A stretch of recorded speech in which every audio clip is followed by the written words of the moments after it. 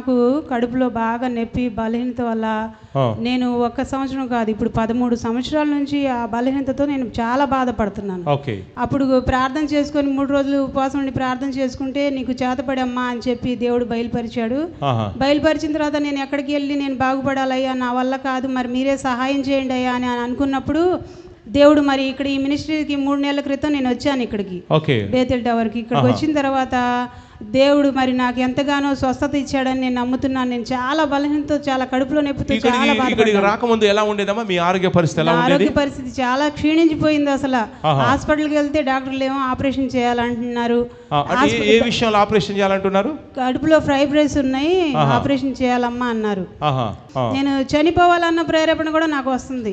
నా వల్ల కావట్లేదయ్యా అనుకొని మరి ఇక్కడ నుంచి తీసుకెళ్ళి తైలం తీసుకెళ్ళి రోజు తాగుతా ఉండేదాన్ని. తాగి రోజు బేతెల్ టవర్ అభిషేక తైలం రోజు తాగే వాళ్ళు, నెత్తికి రాసుకునే వాళ్ళు, రోజు తాగుతా ఉండేదాన్ని, పొట్టకి కడుపుకి రాసుకుని ప్రార్థన చేసుకునేదాన్ని.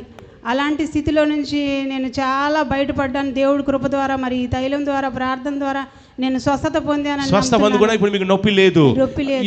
నామనికి స్తోత్రం. దైవజనులు నాకు ఈ సమయం ఇచ్చినందుకు వందనాలు చెల్లిస్తున్నాను.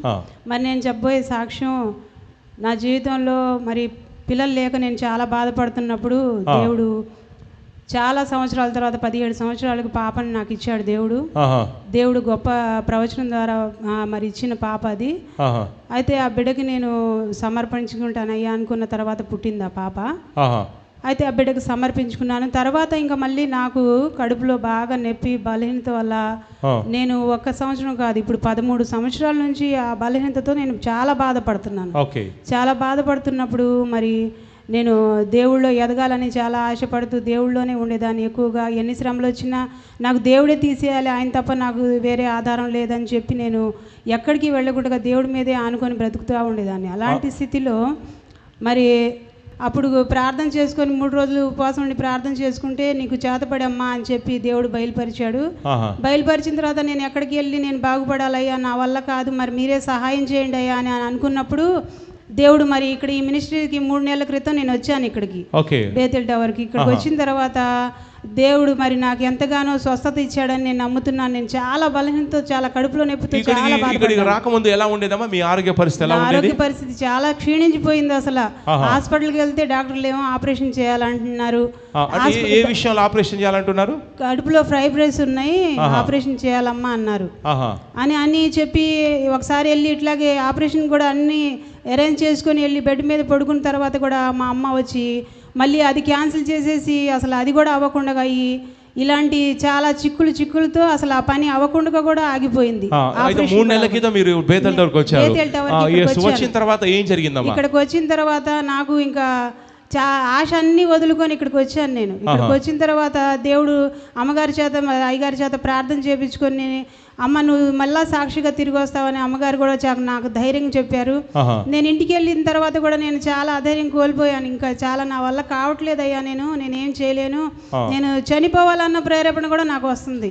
నా వల్ల కావట్లేదయ్యా అనుకొని మరి ఇక్కడ నుంచి తీసుకెళ్ళి తైలం తీసుకెళ్ళి రోజు తాగుతా ఉండేదాన్ని. తాగి రోజు బేతెల్ టవర్ అభిషేక తైలం రోజు తాగే వాళ్ళు, నెత్తికి రాసుకునే వాళ్ళు, రోజు తాగుతా ఉండేదాన్ని, పొట్టకి కడుపుకి రాసుకుని ప్రార్థన చేసుకునేదాన్ని. అయినా కూడా చాలా చాలా ఇసుకులు ఇంట్లో, చాలా మా భర్త గొడవలు, ఇంక పనికి వెళ్ళకుండా ఉంటాం, ఈ మా పాపకు కూడా స్కూల్ వెళ్ళకుండా ఉంటాం. తైలం రాసిన తర్వాత ఏం జరిగిందో చెప్పండి. ఆర్థిక ఇబ్బందులతో బాధపడుతున్నప్పుడు ఈ తైలం రాసిన తర్వాత దేవుడు నాకు ఎంతగానో స్వస్థతనిచ్చాడు. మరి నెలసరి వచ్చినప్పుడు చాలా కడుపులో నొప్పి, వాంతులు అయిపోయాయి. అలాంటి స్థితిలో నుంచి నేను చాలా బయటపడ్డాను దేవుడి కృప ద్వారా. మరి ఈ తైలం ద్వారా, ప్రార్థన ద్వారా నేను స్వస్థత పొందాను. ఇప్పుడు మీకు నొప్పి లేదు. ఇదివరకు ఇప్పటికి ఏం తేడా కనిపిస్తుందమ్మా ఈ యొక్క అభిషేక తైలం రాసిన తర్వాత? ఏ మార్పు కనిపిస్తుంది చెప్పండి? గ్యాస్ ట్రబుల్ తో చాలా బాగా. ఇదివరకు గ్యాస్ ట్రబుల్ ఉండేది, ఇప్పుడు గ్యాస్ ట్రబుల్ లేదు. ఇదివరకు ఇంకా ఏముండేది? తిన్నా కూడా ఆహారం ఒంటికి పట్టేది కాదు. తిన్నా కానీ అది ఒంటికి పట్టేది కాదు, అది ఎటో పోయేది. ఇప్పుడు మీకు తింటే కొంచెం ఎనర్జీ ఉన్నట్టు అనిపిస్తుంది. ఎనర్జీగా ఉంది, చాలా ఆరోగ్యంగా అనిపిస్తుంది నాకు. చాలా ఆరోగ్యంగా ఉన్నారు. సాక్ష్యం చెప్పుకుంటాను అనుకున్నాను, వచ్చి సాక్ష్యం చెప్పుకోవాలనుకున్నాను. దేవుడు అసలు ఎన్ని చాలా సంవత్సరాల నుంచి ఈ ఆరోగ్య సమస్యలు ఉన్నాయమ్మా? 13 సంవత్సరాల నుంచి 13 సంవత్సరాల నుంచి ఈ ఆరోగ్య సమస్యలు ఉన్నాయి. సో మీరు 3-4 నెలల క్రితం బేతలకి వచ్చారు. సో వచ్చి మీరు అభిషేక తైలం తీసుకొని పొట్టకు తలకి నోట్లో వేసుకొని అనుకున్నారు నాకు స్వస్థ కావాలనుకున్నారు. అప్పటి నుంచి మీకు నొప్పి లేదు. తర్వాత గ్యాస్ట్రిక్ ప్రాబ్లం ఉంది, వెళ్ళిపోయింది. నెక్స్ట్ తిన్నా కానీ వంట పట్టేది కాదు, ఇప్పుడు మీకు శక్తి ఉన్నట్టు అనిపిస్తుంది. చాలా మార్పులు కనిపిస్తున్నాయమ్మా. స్వస్థ కలిగింది. దేవుడి బిడ్డ జీవితంలో కార్యం చేస్తే గట్టిగా చప్పళ్ళు కొట్టి ఎవరైతే ఒక్క రోజు కాకుండా ప్రతిరోజు ఎవరైతే ఈ అభిషేక తైలం నేను ప్రవచిస్తున్నాను, ఎవరైతే ఈ అభిషేక తైలం విశ్వాసం దేవుడు నాకు చాలా బలపరిచాడు. ఆత్మీయంగా కూడా మీరు చాలా బలపడ్డారు. చాలా కృంగిపోయి ఉండేదాన్ని. దేవుడు నాకు ఇక్కడికి వచ్చి తైలాభిషేకం తీసుకెళ్లిన తర్వాత నేను ఆత్మీయంగా కూడా ఎదగటానికి దేవుడు కృపను చూపించాడు. ఇప్పుడు మీరు ఆత్మలు కూడా ప్రార్థనలు కూడా బాగా బలపడుతున్నారు. వావ్, గట్టిగా చప్పలు కొట్టండి. ఇక ఎవరైతే ఈ బేతల్ టవర్ అభిషేక తైలం రాసుకుంటారో నేను ప్రవచిస్తున్నాను, ఏ నొప్పి ఉన్నా ఏ జ్వరం ఉన్నా కానీ విడిచేసి వెళ్ళిపోతున్నా ప్రవచిస్తా. చెప్పండి గట్టిగా రిసీవ్ అని. నమ్ముట నీ వల్ల అయితే నమ్మువానికి సమస్తం సాధ్యం. గట్టిగా చెప్పండి ఐ రిసీవ్ అని. సాపలో మీరు సాక్షి ఎప్పుడైనా కనిపించారు కాబట్టి సాపలో చెక్ చేసినప్పుడు నాకు కొన్ని చేతబడి దురాత్మలు చాలా ఇయర్స్ నుంచి మీ కుటుంబాన్ని ఇలా చుట్టాను నేను చూస్తాను. అందువల్ల ఎవరికమ్మా నైట్ వాళ్ళు పండుకున్నప్పుడు పాములు తరచు కల్లోకి వస్తుంటాయి. ఎవరికి వస్తుంటాయమ్మా పాములు కల్లోకి? నాకే వస్తాయి, మీకే వస్తుంటాయి. తర్వాత నెక్స్ట్ ఆత్మలో చెక్ చేసినప్పుడు నాకు ఇంట్లో కోపం కలిగించే దురాత్మ కూడా సంచారం చేస్తుంది. దానివల్ల ఉన్నట్టు సడన్గా కోపం వస్తుంది, మళ్ళీ వెంటనే తగ్గిపోతుంది. ఎవరికమ్మా అలా జరిగేది? ఎవరికమ్మా? మీకే జరుగుతుంది.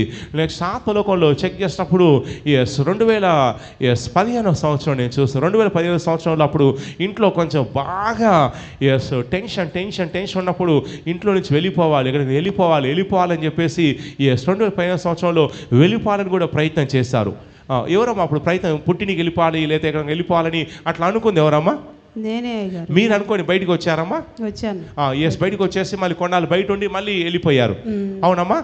అదే నేను చూస్తున్నాను. తర్వాత నెక్స్ట్ సాత్వలోకంలో చెక్ చేస్తాం. నాకు మీ హస్బెండ్ నేను చూసినప్పుడు సపోర్ట్లో కొంచెం ఒక లేడీ విషయంలో కూడా, ఒక స్త్రీ విషయంలో కూడా కొంచెం బాగా గొడవలు జరిగేవి.